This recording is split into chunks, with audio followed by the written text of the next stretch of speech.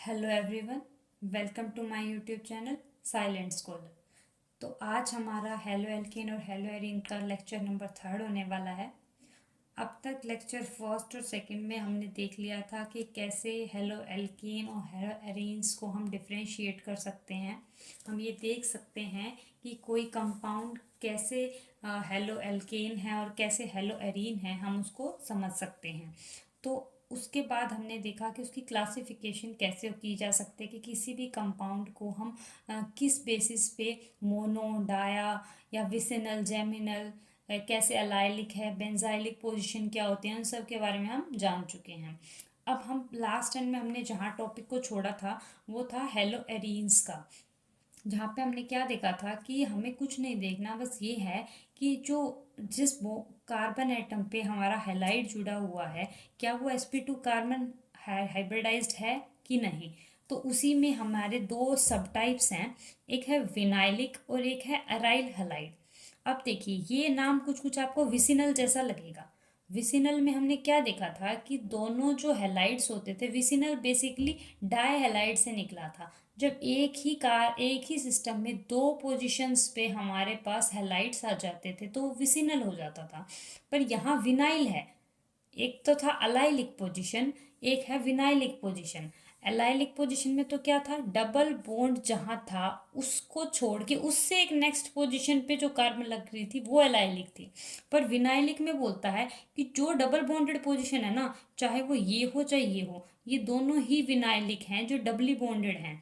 अगर उनमें से किसी भी एक पोजीशन पे अगर हमारे पास एक्स सब्स्टिट्यूएंट मतलब हेलोजन आ जाता है तो उस पोजीशन को विनाइलिक बोलते हैं। तो हेलो एरीन्स में दो सब टाइप्स हैं, विनाइलिक और एराइल हैलाइड। क्योंकि अब तक हमारे माइंड में एक बात सेट हो चुकी थी कि कोई भी कंपाउंड जो कि साइक्लिक टाइप से दिखे हम उसको हेलो एरीन बोल देंगे। पर ज़रूरी नहीं है कि सिर्फ अनसेचुरेशन या सेचुरेशन से डिसाइड हो, साइक्लिक या नॉन साइक्लिक से ही डिसाइड हो। इसीलिए विनाइलिक या फिर एलाइलिक, बेंजाइलिक टाइप एग्जांपल्स लिए गए हैं ताकि हमें डिफ्रेंशिएट हो सके कि एग्जैक्टली हेलो एल्केन और हेलो एरीन हैं क्या। तो हेलो एरीन में ज़रूरी नहीं है कि हमारे पास एलिफेटिक सिस्टम नहीं होगा। ये एलिफेटिक ही तो है ना, इसमें कोई एरोमेटिसिटी नहीं है, ना ही ये साइक्लिक टाइप है। पर हाँ, इसमें कोई sp2 हाइब्रिडाइज सिस्टम ज़रूर है जिससे डायरेक्टली बॉन्डेड है एक्स। एक्स मतलब हमारा कोई भी हेलोजन। अगर sp3 होता पोजीशन जिस पे हेलोजन लगा था तो वो पक्का क्या होता हमारे पास, हेलो एल्केन होता वो। पर अब यहाँ पे विनाइलिक पोजीशन है, मतलब डबली बॉन्डेड पोजीशन से डायरेक्ट पोजीशन पे एक्स लगा है तो वो हमारे पास विनाइलिक पोजीशन है। एराइल हैलाइड में सिंपली हमारे पास एरोमेटिक रिंग होगी, sp2 हाइब्रिडाइज्ड कार्बन होगा जिससे हमारा हेलोजन अटैच होगा। जैसे कि ये टाइप का सिस्टम, ये एक टाइप की हमें क्या दिख रही है, एरोमेटिक रिंग दिख रही है और उससे हमारे पास sp2 हाइब्रिडाइज्ड कार्बन से डायरेक्टली अटैच हेलोजन दिख रहा है। तो यहाँ पे हमारी क्लासिफिकेशन कंप्लीट होती है। अब आगे हम पढ़ेंगे आज हमारा नोमेनक्लेचर। नोमेनक्लेचर को पढ़ने से पहले हमने नोमेनक्लेचर का जो बेसिक है, जो एक सिंपल एक लाइन अगर मैं आपके सामने लिखूंगी जिससे हमें क्लैरिफाई हो जाएगा कि जब भी हम नोमेनक्लेचर पढ़ते हैं तो हमें क्या याद रखना होता है। तो नोमेनक्लेचर में सबसे पहले सेकेंडरी प्रीफिक्स लिखा जाता है, फिर प्राइमरी प्रीफिक्स, फिर वर्ड रूट, फिर आपका प्राइमरी सफिक्स, फिर आता है हमारा सेकेंडरी सफिक्स। तो क्या है, अभी प्रीफिक्स, सफिक्स, वर्ड रूट, अब हमें ये समझने हैं ये एग्जैक्टली हैं क्या। तो देखिए, प्रीफिक्स वर्ड ही पी से शुरू हो रहा है, P for prefix and P for पहले।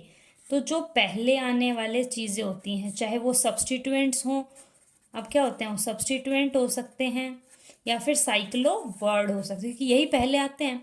अब जो हमारे पास हम हेलोजेंस पढ़ रहे हैं, हेलो कंपाउंड्स पढ़ रहे हैं, तो जो फ्लोरीन है, क्लोरीन है, ब्रोमीन है, आयोडीन है, ये सब हमारे प्रीफिक्स की तरह यूज़ होंगे। मैंने आपको पहले भी बताया था, फ्लोरीन जहाँ जाए वहाँ पे फ्लोरो यूज़ करेंगे, Cl जहाँ जाए वहाँ पे क्लोरो, ब्रोमो एंड आयोडो। तो ये सेकेंडरी प्रीफिक्स हैं। जहाँ भी आपको ये दिखे कंपाउंड के अंदर, आप सबसे पहले फ्लोरो, क्लोरो, ब्रोमो, आयोडो, आप उसको सेकेंडरी प्रीफिक्स की तरह सबसे पहले लिखेंगे। सेकेंडरी प्राइमरी प्रीफिक्स में आता है वर्ड साइक्लो। साइक्लो अगर कोई सिस्टम है तो आप पहले सब्स्टिट्यूएंट लिखोगे, जैसे फ्लोरो, क्लोरो, इस तरीके से। अब उसके बाद वर्ड रूट। वर्ड रूट में हमारे पास क्या आता है, कार्बन एटम्स चेक किए जाते हैं मेन चेन में, पेरेंट चेन में जो लॉन्गेस्ट चेन है उसको लेकर के कितने कार्बन एटम हैं। एक कार्बन है तो मिथ, दो हैं तो इथ, तीन है तो प्रोप, फोर है तो ब्यूट, पाँच है तो पेंट, सिक्स है तो हेक्स, सेवन है तो हेप्ट, एट है तो ऑक्ट, नाइन है तो एन, टेन है तो डेक। सॉरी, ये नन आएगा। तो अब हमारे पास क्या है कि ये हमारे पास वर्ड रूट्स आ गए। तो अब ये वर्ड रूट आने के बाद अब हमारे पास सफिक्स बचा है कि सफिक्स में क्या यूज़ होएगा, जो हम वो चीज़ यूज़ करते हैं एन, इन और आइन। ये वर्ड जो है ये हमारे पास प्राइमरी सफिक्स में आता है, जो हम बताते हैं एल्केन है, एल्कीन है या एल्काइन है। सेकेंडरी सफिक्स में हम क्या यूज़ करेंगे कि हमारे पास मेन फंक्शनल ग्रुप कौन है, जैसे कि हमारे पास ओ एच हुआ, सी एच ओ एल्डिहाइड हुआ, एल्कोहल हुआ, एल्डिहाइड हुआ, या फिर सी ओ एच कार्बोक्सिलिक एसिड है, या फिर आर ओ आर ईथर है, या फिर R C double bond O R कोई एस्टर ग्रुप है। मेन ग्रुप कोई भी है। अब हमने 11th क्लास में प्रायोरिटी पढ़ी है, किस तरीके से प्रायोरिटाइज करते हैं कि अगर ओ एच भी है, सी ओ एच भी है, तो पहले सी ओ एच को प्रायोरिटी दे देंगे। किसको किससे पहले प्रायोरिटी दी जाती है वो हम बाद में सीखेंगे। पहले हमने ये बेसिक देखना था कि secondary prefix, primary prefix, word root, primary suffix, secondary prefix को सफिक्स को यूज़ कैसे किया जाता है, किस वे में हम कोई भी नोमेनक्लेचर लिखते हैं। तो ये वो बेसिक था। अब हम एक एग्जाम्पल लेंगे, उसके थ्रू हम समझेंगे कि कैसे हम नोमेनक्लेचर, इनका बेसिक नोमेनक्लेचर जो है वो लिख सकते हैं। तो जो सबसे सबसे इजी एग्जाम्पल से शुरुआत करते हैं। ये हमारे पास एक एलिफेटिक सिस्टम है जिसके अंदर सबसे पहले क्या देखा जाएगा कि सेकेंडरी प्रीफिक्स क्या है। सेकेंडरी प्रीफिक्स ब्रोमो है तो हम क्या लिख देंगे, ब्रोमो। अब देखेंगे कितने प्राइमरी प्रीफिक्स में साइक्लो वर्ड यूज होता है। क्या ये साइक्लिक है, ये तो एलिफेटिक है तो उसकी नीड ही नहीं है। इसको हटा देंगे, क्या है वर्ड रूट, कितने कार्बन है 1 2 3, दैट मीन्स क्या यूज होएगा, प्रोप, ब्रोमो प्रोप। आगे सॉरी प्रोप आ जाएगा यहाँ पे। अब हमने क्या यूज करना है, प्रोप के बाद प्राइमरी प्रीफिक्स, क्योंकि ये कोई भी डबल बॉन्ड नहीं है तो क्या आ जाएगा, ane, that mean bromopropane. पर क्या ये पूरा है नोमेनक्लेचर, नहीं, क्योंकि यहाँ पे हमने ब्रोमीन की पोजीशन नहीं डिफाइन की। तो 1 2 3, अब हमने यहीं से क्यों नोमेनक्लेचर की काउंटिंग शुरू की, यहाँ से क्यों नहीं की 1 2 3। हमेशा ये ध्यान रखना है कि जितने भी प्रीफिक्स होंगे उनको लोएस्ट नंबर हमें ऑक्युपाई कराना होगा। फंक्शनल ग्रुप हैं, प्रीफिक्स हैं, इन सबको जितना स्मॉल नंबर हम ऑक्युपाई करा सकते हैं उनको कराएंगे। और सभी जितने भी एक से ज़्यादा सब्स्टिट्यूएंट भी हैं तो उनको अल्फ़ाबेटिकली अरेंज करेंगे। जैसे कि अगर यहाँ पे मिथाइल और किसी पोजीशन पे होता तो मिथाइल एम से शुरू होता है, ब्रोमीन बी से शुरू होता है, तो बी पहले आता है, मिथाइल बाद में आता है। तो पहले हम ब्रोमीन लगाएंगे फिर मिथाइल लिखेंगे। इस तरीके से हम क्या करते हैं, नोमेनक्लेचर को सीरीज वाइज लिखते हैं। तो ये वो एग्जांपल आएगा उसको भी करेंगे। पर अभी हमारे पास क्या आ जाएगा, 1 पोजीशन पे ब्रोमीन, ये इसका क्या आ गया, आयोपैक नेम 1 ब्रोमो प्रोपेन। चलो एक और एग्जांपल देखते हैं। जैसे कि हमारे पास एग्जांपल है CH3 CH CH3 CH2 Cl। अब देखिए इसका हमें नोमेनक्लेचर करना है तो हमें सबसे पहले एक लॉन्गेस्ट चेन देखनी होगी। 1 2 3 कार्बन, 1 2 3, यहाँ से भी 3 बन रहे हैं तो कोई भी चेन ले लो, या तो ये वाली या फिर ये वाली चेन। तो हम ये वाली एक स्ट्रेट लाइन चेन ले लेते हैं। तो देखिए 1 2 3। अब मैंने इसको 1 पोजीशन पे क्यों दिया, क्योंकि इससे जो हमारा प्रीफिक्स है उसको लोएस्ट नंबर मिल रहा है।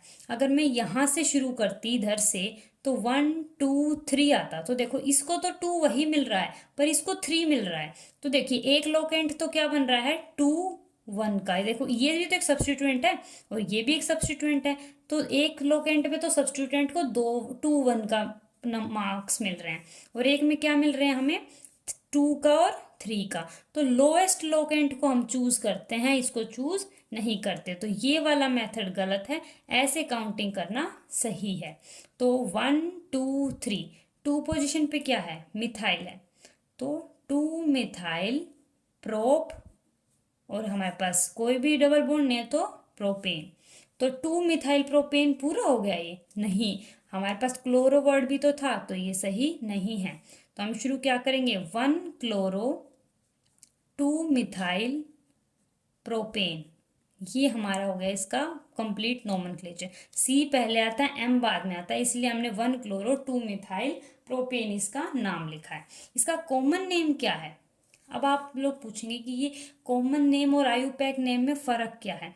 ये है इसका आयुपैक नेम, जो कि इसका साइंटिफिक नेम है, जो कि international union of pure and applied chemistry की तरफ से स्टैंडर्डाइज्ड किया गया है। पर जो जनरल नेम, जो मतलब हमारे पास जो लेबोरेटरी में इसका नाम, जो जिस नाम से ये यूज़ किया जाता है, वो है इसका नाम आइसोब्यूटाइल क्लोराइड, ये इसका कॉमन नेम है, क्योंकि इसमें आइसो पोजीशन पे लगा हो ना। देखिए ये पोजीशन जो है वो आइसो पोजीशन है, क्यों, क्योंकि ये पोजीशन एक कार्बन से अटैच नहीं है, एक से ज़्यादा कार्बन से अटैच है, तो इसको आइसो पोजीशन बोला गया है। तो ये आइसोब्यूटाइल क्लोराइड है इसका कॉमन नेम। अब हम आगे कुछ और एग्जाम्पल्स देखते हैं। ये तो हो गए कुछ एलिफैटिक सिस्टम। अब हम देखते हैं एरोमेटिक सिस्टम के एग्जाम्पल्स। जैसे कि हमारे पास कुछ पोजीशंस होती हैं, हमें पता है ऑर्थो पोजीशन, मेटा पोजीशन और पैरा पोजीशंस होती हैं। तो अब हम उनसे रिलेटेड कुछ एग्जाम्पल्स देखेंगे। जैसे कि पहले तो हम सिंपल देखते हैं, ये क्या है, तो ये हमारे पास है, इस पोजीशन से शुरू कर दे, और ये जो बचा हुआ पोजीशन क्या है, बेंजीन जैसा दिख रहा है, तो 1 पे ब्रोमो देन बेंजीन, ये इसका क्या आ गया, आयुपैक नेम आ गया। अब इसी को अगर मैं इस तरीके से लिखूं कि Br और Pr, अब हमें दिख रहा है कि ये पोजीशन को अगर मैं रेफरेंस मानूं तो ये Br इसके ऑर्थो है, इसको रेफरेंस मानूं तो ये इसके ऑर्थो, दोनों आपस में एक दूसरे के क्या है, ऑर्थो हैं। तो हम क्या लिख सकते हैं, ऑर्थो ब्रोमो ब्रोमोबेंजीन, हम ये इसका कॉमन नेम लिख सकते हैं, ठीक है। पर हम क्या करेंगे, ये इसका कॉमन नेम है, ऑर्थो मेटा पैरा को जो हम यूज करते हैं उसके कॉमन नेम होते हैं। जब हम इसके आयुपैक नेम लिखते हैं तो हमें पोजीशंस को डिफाइन करना होता है। तो हम क्या डिफाइन करेंगे, मान लेंगे कि ये फर्स्ट पोजीशन है, ये सेकंड पोजीशन है, थर्ड है, फोर्थ है, फिफ्थ है, सिक्स्थ है। तो हम क्या बताएंगे, 2 के ऊपर ब्रोमो ब्रोमोबेंजीन। अब देखिए हमने एक ही पोजीशन पे 2 ब्रोमो लिखा, बाकी ब्रोमोबेंजीन हमने लिख दिया, क्यों, क्योंकि 1 पे तो ऑलरेडी ब्रोमीन था। अगर हम यहाँ भी ब्रोमो प्रोपेन लिख देते हैं तो वो गलत नहीं था, क्योंकि वो फर्स्ट पोजीशन पे है। तो फर्स्ट पोजीशन पे अगर है तो हम उसको ब्रोमोबेंजीन लिख सकते हैं, तो 2 ब्रोमो ब्रोमोबेंजीन। अच्छा, अब इसी का एक एग्जाम्पल और देखते हैं, जब हमारे पास मेटा पोजीशन पे आ जाए, जैसे कि ये एक पोजीशन है Br, ये इसकी ऑर्थो पोजीशन, ये मेटा और ये पैरा। तो मेटा पोजीशन पे हमने Br लगा दिया, तो 1 2 3। अब इसका नाम क्या होगा, वैसे तो हम इसको क्या लिख सकते हैं, मेटा डाई ब्रोमो बेंजीन, ये इसका कॉमन नेम है, क्योंकि मेटा के ऊपर ये इससे मेटा है और ये इससे मेटा, इसलिए इसका कॉमन नाम क्या हो जाएगा, मेटा डाई ब्रोमो बेंजीन। पर अब हमें इसका आयुपैक नेम लिखना है, जिसमें पोजीशंस होनी चाहिए। तो अगर किसी भी पोजीशन से यहाँ से 1 2 3 भी कर सकते हैं, इस पोजीशन से भी 1 2 3, दोनों पे सेम ही आ रहा है। कोई भी ब्रोमीन हम डिफ्रेंशिएट थोड़े कर सकते हैं कि किसी भी कंपाउंड को ले रहे हैं तो उसमें यही फर्स्ट होगा या यही थर्ड होगा, दोनों इक्विवेलेंट हैं, किसी को भी 1 या 3 का पोजिशन हम दे सकते हैं। तो अब हम इसको क्या लिखेंगे, हम लिखेंगे इसको 1 3 डाई ब्रोमो बेंजीन, इसका नाम ये हो जाएगा 1 और 3 पे डायब्रोमो बेंजीन। देखिए इन दोनों में डिफरेंस क्या है कि कॉमन नेम में हम उस पोजीशन को मेटा से डिफाइन कर रहे हैं, ऑर्थो मेटा पैरा, और जो आयुपैक है उसमें स्पेसिफिकली उसकी पोजीशंस डिफाइन कर रहे हैं कि लोकेंट क्या है, वो उनकी पोजीशन क्या है, स्पेसिफिकली फर्स्ट थर्ड पे है, सेकंड फोर्थ पे है, इस तरीके से आयुपैक में उनकी पोजीशंस डिफाइन है, इसीलिए इनको आयुपैक नेम को स्लाइटली डिफरेंट माना गया है कॉमन नेम से। तो अब हम कुछ और एग्जांपल्स देख लेते हैं। जैसे कि अब हमें पता है, हम जब डायहलाइड्स पढ़ रहे थे तो हमने दो नाम सुन पढ़े थे जो कि क्या थे, विसिनल और जेमिनल। अब मान लिया जाए किसी भी पोजीशन, किसी भी कंपाउंड के अंदर अगर दो हैलाइड्स आ गए तो हम क्या करेंगे, हम उसका नाम कैसे देंगे। जैसे कि अगर मैं एक एग्जांपल लूँ, CH3 CHCl3, जैसे कि इसको मैं ऐसे लिखती हूँ CH3 CHCl, सॉरी यहाँ पे ये दो ही आएंगे, Cl2। अब ये दोनों जो है एक ही कार्बन पे हैं तो ये तो जेमिनल हो गई, क्योंकि जेम ही वो इंसान था जिसमें एक एक के अंदर ही दोनों गुण, एक ही इंसान के अंदर दोनों गुण, तो जेम हो गया और जेमिनल हो गया, तो Cl हो गया। अब हम इसका जो कॉमन नेम होगा वो तो होगा ethylidene chloride. That means chlorine किसके ऊपर, इथाइल के ऊपर, और ये आइलेडीन जो वर्ड है, ईथ के बाद जो आइलेडीन वर्ड है वो तब यूज़ किया जाता है जब हमारे पास डायहलाइड्स होते हैं उनके लिए। पर ये कॉमन नेम है, हमें कॉमन नेम नहीं याद करना है, हमें उसका आयुपैक नेम याद करना है। तो जो आयुपैक होगा वो कैसे लिखा जाएगा, देखिए first position second position, first position पे ही क्या लगे हुए हैं, दो क्लोरीन, तो 1 1। जब भी दो एक ही पोजीशन पे दो लगे हों तो उसी पोजीशन को दोबारा लिखा जाता है कोमा लगा के, 1 1 डाइक्लोरो इथेन।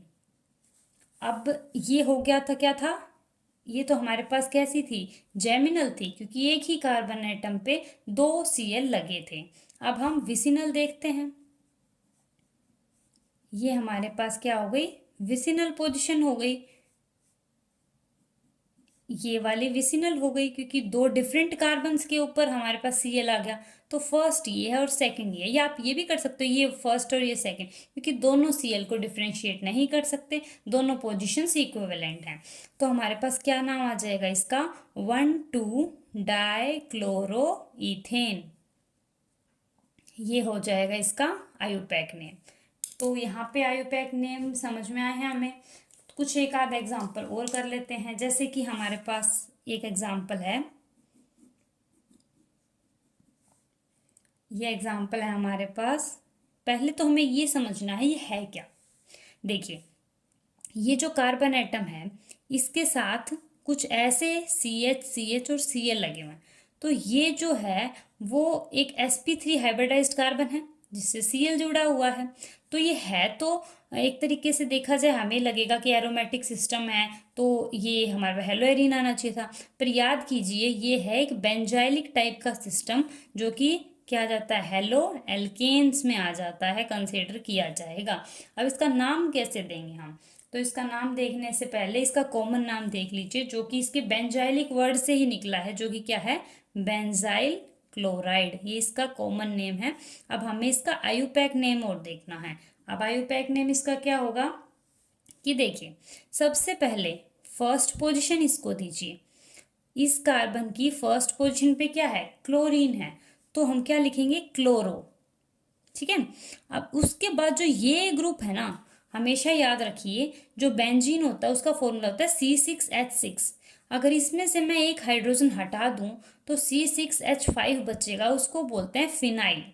तो आप खुद नोटिस कीजिए इसमें से एक हाइड्रोजन हटके ही तो ये ग्रुप लगा है CH2Cl, तो ये जो C6H5 है वो एक सब्स्टिट्यूएंट की तरह एक्ट कर रहा है यहाँ, तो हम क्या लिख देंगे, क्लोरोफिनाइल।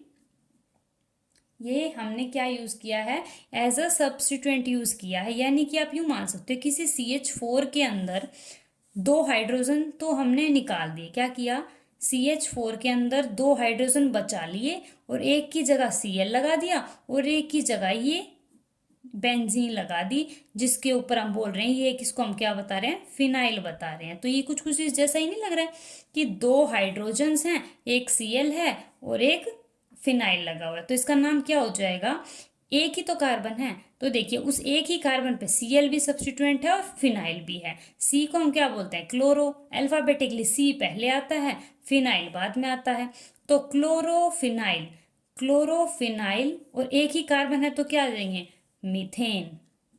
तो इसका नाम क्या हो जाएगा, इसका नाम हो जाएगा क्लोरोफिनाइल मीथेन। तो ये बहुत इंपॉर्टेंट है, आपको इस टाइप का समझना होगा कि बेसिक वर्ड रूट कहाँ से आया, CH4 से ओरिजिनेट हुआ है। CH4 में से दो को हटाया गया है, दो बचाए गए हैं, एक की जगह Cl लगाया और एक जगह फिनाइल लगाया, इसीलिए इसका नाम क्या है, क्लोरोफिनाइल मीथेन। अच्छा, अब एक ऐसा और एग्जाम्पल हम लेके देखते हैं, एलाइलिक पोजिशन है वो, हम वो समझ के देखेंगे। अब हमारे पास जैसे कि एग्जाम्पल है CH2 double bond CH Cl। अब देखिए, मैंने आपको वीडियो की स्टार्टिंग में ही बताया था कि जब डबली बॉन्डेड पोजीशन पे ही क्लोरीन लग जाए तो वो विनाइलिक पोजीशन हो जाती है हमारी, है ना। तो अब हम इसको, इसका कॉमन नेम क्या बोलेंगे, विनाइल क्लोराइड, ये इसका क्या आ गया, कॉमन नेम। मैं आप लोगों को कॉमन नेम याद करने के लिए नहीं बता रही, बस इसलिए कि आपको जनरली पता चले कि कॉमन नेम उनके स्ट्रक्चर से ड्राइव होते हैं, कि वो उनका स्ट्रक्चर क्या है, वो उनकी क्लासिफिकेशन क्या है, उससे कॉमन नेम ड्राइव होते हैं। हमें उसके आयुपैक नेम से काम है, आयुपैक नेम देखते हैं। देखिए ये 1 पोजीशन है, ये 2 पोजीशन है, अगर मैं इसको 1 या इसको 2 करती तो 2 पोजीशन पे क्लोरो आ जाता। हमें तो जितने भी सब्स्टिट्यूएंट होते हैं उनको लोएस्ट नंबर देना होता है, तो हम इसको क्या बोलेंगे, 1 क्लोरो, ठीक है, 1 2 मतलब ईथ, और 1 पोजीशन पे क्या है, डबल बॉन्ड, तो इथीन, 1 क्लोरो इथीन, ये इसका कॉमन नेम आ गया, आयुपैक नेम आ गया, सॉरी।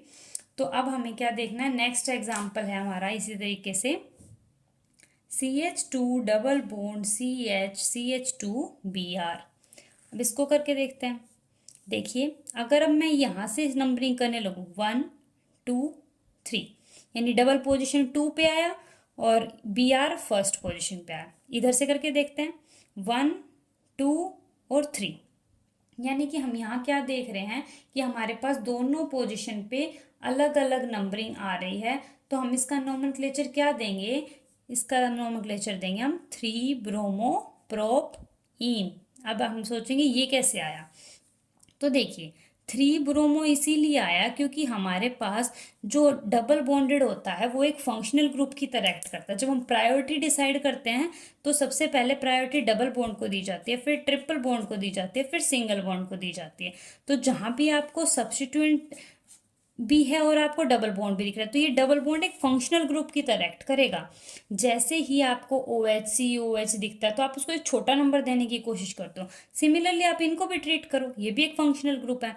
डबल बॉन्ड अगर कहीं है तो उसको लोवेस्ट लोकेंट दो। देखो इस लोकेंट में तो हमारे पास डबल बॉन्ड को 3 मिला, ब्रोमीन को 1 मिला, यहाँ पे डबल बॉन्ड को 1 मिला, यहाँ पे इसको 3 मिला। देखो ये फंक्शनल ग्रुप है, इसको पहले प्रायोरिटी देनी है, इसको छोटा नंबर मिला है, तो ये सही मेथड है, ये सही मेथड नहीं है। तो हमारे पास नाम क्या आ जाएगा, 3 पोजीशन पे ब्रोमो प्रोप और 1 के ऊपर इन है तो उसको प्रोप इन लिख देंगे, ठीक है। एक और एग्जाम्पल करते हैं। अब हमारे पास ये एग्जाम्पल कुछ ऐसे है कि एक बेंजीन है जिसपे Cl लगा है और CH3 लगा है।